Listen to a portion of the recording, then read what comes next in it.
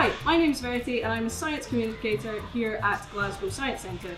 Today I thought we might make some glorious goo. But what is glorious goo? Is it a gas, like the air all around us? Is it a liquid, like this water I have here in a jug?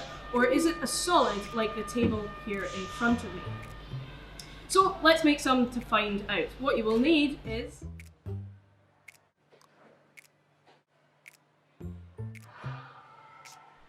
So we've collected all of our ingredients, let's make some glorious goo. Mix the water into the corn flour to make a custardy consistency. If we slowly stir the goo, our spoon can move easily through it, so the goo must be a liquid.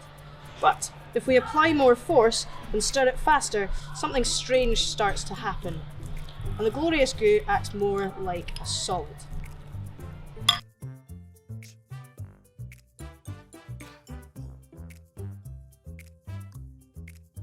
Our glorious goo is both a liquid and a solid.